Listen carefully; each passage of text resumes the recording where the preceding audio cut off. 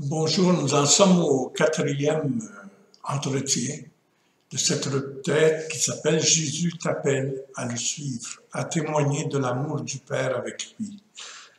Mais avant d'entreprendre ce quatrième thème, je voudrais vous dire quelques mots encore sur l'oraison. L'oraison, c'est fait pour être avec Jésus. C'est le lieu d'amitié avec Jésus. C'est désirer Dieu, le laisser faire dans ma vie, le laisser me parler pour me guider. Il y a deux sortes d'oraisons. Il y a l'oraison vocale, où on parle à Dieu. On peut parler avec des prières, des psaumes. Mais ce qui est le plus important durant la retraite, c'est l'oraison mentale, où on écoute Dieu qui nous parle. Et pour grandir dans l'amour du Christ, que notre cœur soit occupé de Dieu et non pas d'autre chose, pour pouvoir l'entendre parler. Un mot sur la méditation. La méditation, c'est quand je me représente Jésus dans un des mystères de sa vie. Et encore là, il faut savoir l'écouter. Il nous dit toujours la même chose. Dieu t'aime et toi, qu'est-ce que tu peux faire ou qu'est-ce que tu veux faire pour aimer? Alors nous lui répondons que ta volonté soit faite. Eh bien, sa volonté, il va nous la dire à travers le texte où nous sommes en train de méditer. Avoir une image de Jésus que je peux regarder souvent et ainsi faire mon ami de cette image-là. Cette image, on la prend dans la Bible, bien sûr. Le christianisme n'est pas une affaire de morale, comme beaucoup pensent, comme on nous l'a enseigné beaucoup avant aussi, mais de rencontre avec le Christ. Il faut que le Christ devienne ma vie pour que je puisse dire, comme Saint Paul, ce n'est plus moi qui vis, c'est le Christ qui vit en moi. Alors, c'était seulement ça les remarques pour aujourd'hui sur l'oraison. Maintenant, nous allons passer sur le thème du jour qui est le mal dans le monde. On va regarder le mal en général, pas mon mal personnel, mais on va constater que dans le monde, il n'y a pas que du bien, même si Dieu a tout créé bien, il y a aussi le mal. Et Jésus est venu pour vaincre le mal dans le monde et il nous invite à lutter et à vaincre le mal avec lui dans ce monde perturbé. Alors, nous allons regarder le péché de l'humanité. Et ensuite, je peux vous le dire tout de suite, l'homme a été créé pour être un être de relation. Et pour être un être de relation, ça veut dire qu'il se lie à l'autre qui est avec lui, ou aux autres qui sont avec lui.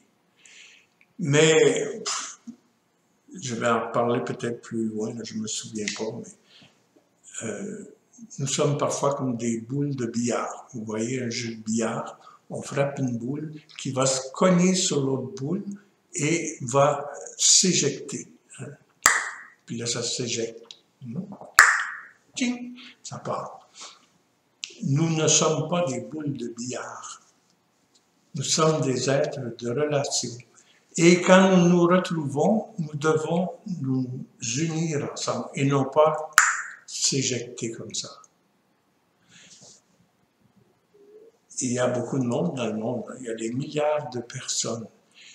Eh bien, quand on écoute la radio, la télévision, les nouvelles, on entend seulement le fait que les hommes et les femmes sont comme des boules de billard. Ils se rencontrent et s'éjectent comme ça. C'est triste. Ça fait beaucoup de bruit quand des milliards de boules de billard se frappent ensemble, quand des milliards d'hommes et de femmes se cognent ensemble au lieu de s'unir comme le Jésus l'a fait avec son Père et qui nous invite à le faire et à témoigner dans ce monde déchiré. Bon. Les textes que je vous propose pour une méditation, ça pourrait être la Genèse, le récit de la chute d'Adam et Ève, qui ont voulu se prendre pour Dieu. Dans Isaïe 53, versets 1 à 9, on nous parle du serviteur devant le mal. Eh bien, le serviteur, ce sont les maltraités de ce monde d'aujourd'hui. Dans Osée, chapitre 1 et 2, et dans Ézéchiel, chapitre 16, on nous parle de l'amour fou de Dieu qui veut continuer à nous aimer malgré toutes nos défaillances, malgré tous nos rejets. Il nous a tout donné et nous l'avons rejeté. Mais Dieu reste fidèle à son alliance. C'est ça qu'on voit dans ces deux textes de l'Ancien Testament. Et dans Osée, on voit aussi que Dieu est triste de nous voir ainsi. Parce que quand il n'y a pas l'amour dans notre cœur, il ne peut pas y avoir la joie, il ne peut pas y avoir le bonheur. Hein? Et il nous envoie son Fils Jésus. Hein? Si on voit ça dans l'Évangile de Saint Jean, chapitre 3, verset 16. Lui, de condition divine, ne retint pas jalousement le rang qui l'égalait à Dieu, mais il s'est anéanti pour se faire notre serviteur et nous sauver, nous ramener à l'amour, c'est ça. Dans l'Épître aux Romains, chapitre 8, versets 18 à 22, on voit que la création attend elle aussi la révélation des fils de Dieu. Les fils de Dieu, c'est nous qui avons été appelés à l'amour et qui nous nous engageons à aimer comme Jésus pour changer le monde, pour conserver la création et la rendre belle. Bon.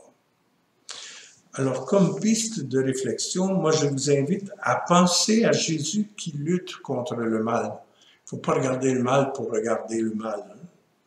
Et Jésus, c'est Dieu qui lutte contre le mal. Dieu est amour. Que notre cœur cesse de se troubler. Jésus a vaincu le monde. Ça, c'est dans Jean 14, verset 16. Alors, la grâce à demander pendant ces méditations, c'est de voir la victoire de l'amour sur les puissances de la mort. Que réaliser qu'il y a le mal dans le monde produise en toi l'espérance et non pas la désespérance. Moi, je vous invite à faire ces méditations devant un crucifix. Pas seulement une croix, mais un crucifix avec Jésus dessus. Et parler à Jésus comme à un ami. Bon. Alors, je commence. Le péché, le mal dans le monde.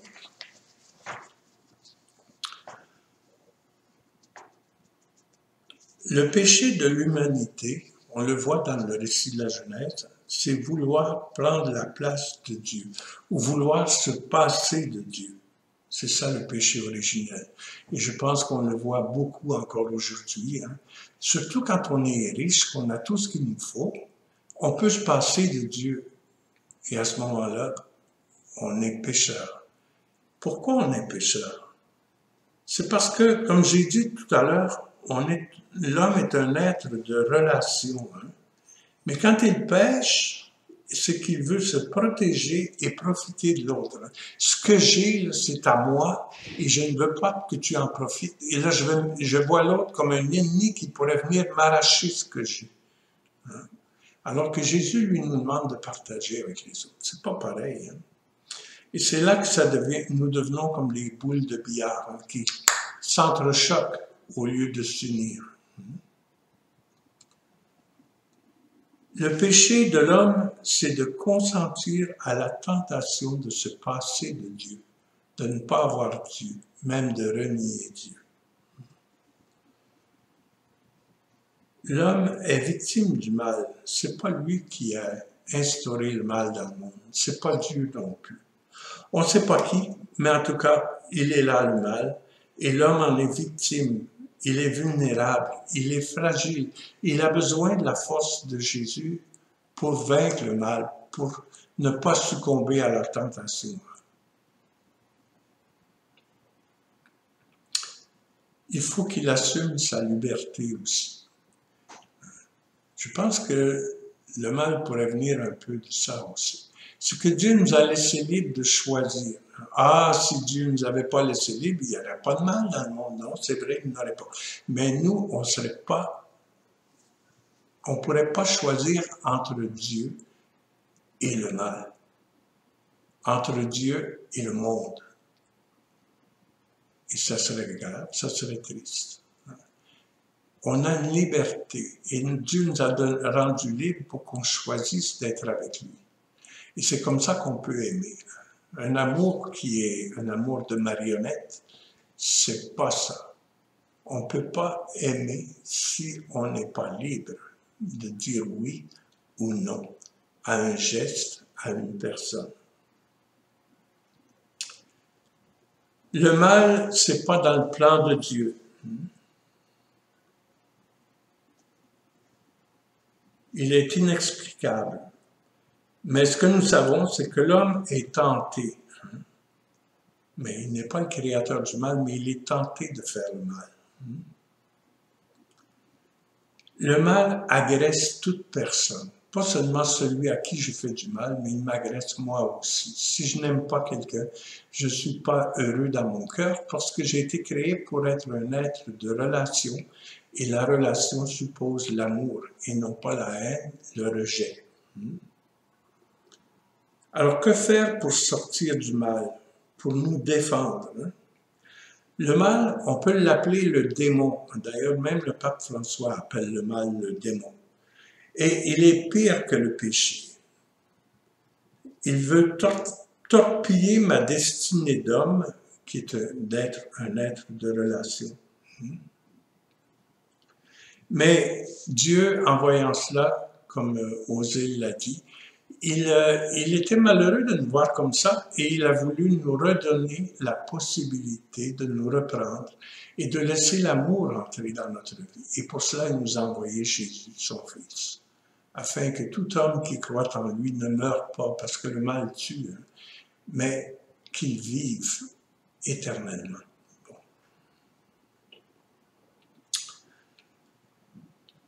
Je me sens parfois aliéné par le mal. Je fais ce que je ne voudrais pas faire, disait saint Paul. Si le mal était seulement humain, l'homme pourrait le battre. Il faut un Dieu pour venir le vaincre, parce que le mal, c'est plus que notre nature humaine. Les chrétiens ou le christianisme exorcisent le mal en disant qu'il n'est ni Dieu, ni de Dieu, ni de l'homme. Et avec ça, avec Dieu, on peut le vaincre. Et Jésus vient nous délivrer de la servitude du péché. Il ne vient pas nous délivrer du mal, mais de sa servitude. Avec Jésus, nous pouvons dire non au mal, même si le mal est toujours là.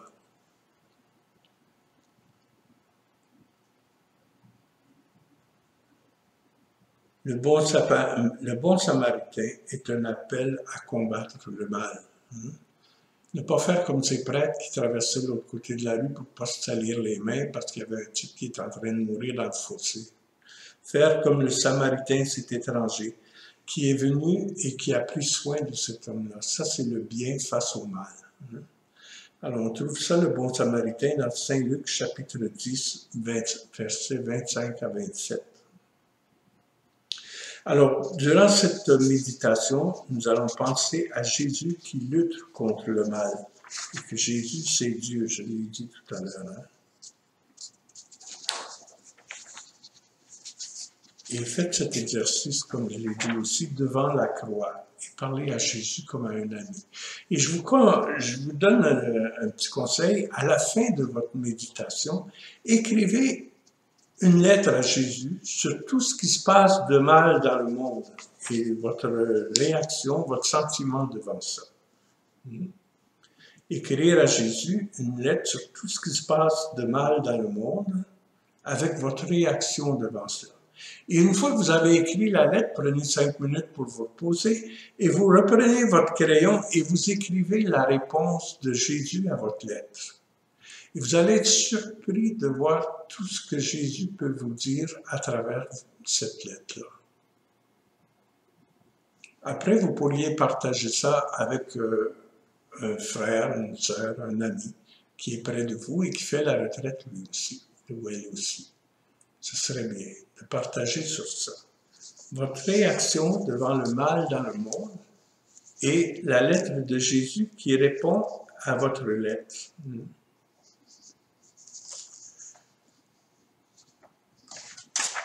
Dieu a besoin de nous pour vaincre le mal, pour lutter contre le mal dans le monde, pour rendre le monde meilleur. Alors maintenant, je vais vous laisser entendre un beau chant que j'ai reçu en 1995, je pense, qu'on retrouve nulle part, mais que j'ai gardé. Le chant nous dit que nous sommes uniques au monde et que Dieu a besoin de vous, a besoin de toi, a besoin de moi. Il a besoin de ma foi, il a besoin de mon espérance, il a besoin de moi pour lutter contre le mal dans le monde. Alors, bonne écoute et bonne réflexion ensuite.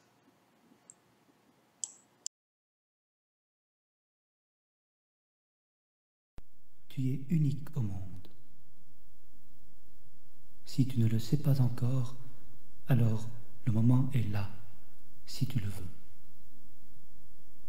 Avant toi, il n'y en a pas eu comme toi. Et après toi, il n'y en aura plus tout à fait comme toi. C'est utile de le savoir, tu es un exemplaire unique. En plus, tu n'es pas né pour rien. Tu es né pour aimer, pour construire et grandir. Sais-tu l'importance que tu as pour ton Père du ciel? Il a déposé en toi un mystère qui t'a rendu enfant de Dieu. Tu portes en toi le silence divin. C'est ce mystère qui te fait chercher le bonheur absolu, la vie qui ne finit pas. Alors, pourquoi rater le virage? Pourquoi passer à côté? Tu es un être d'amour, tu es fait pour aimer. Feras-tu partie de cette chaîne d'amour qui porte la terre? Veux-tu faire quelque chose pour le royaume de Dieu? Alors, écoute.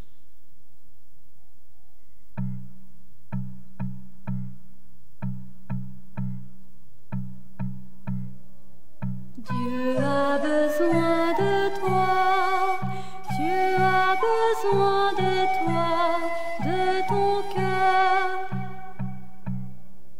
Dieu a besoin de toi, Dieu a besoin de toi, de ta foi,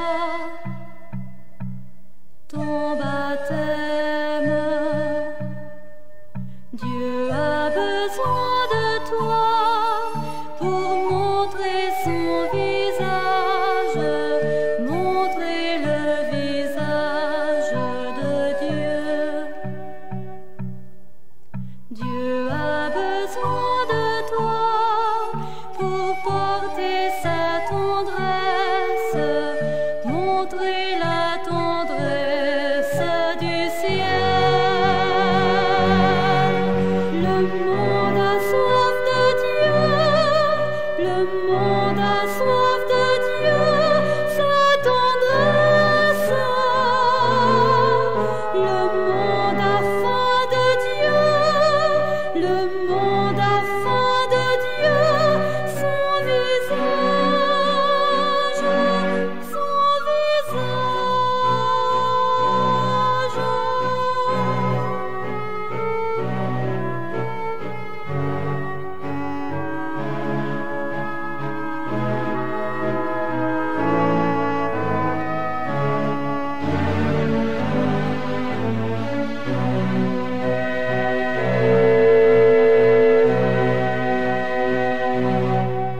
Dieu a besoin de toi, Dieu a besoin de toi, de ton cœur. Dieu a besoin de toi,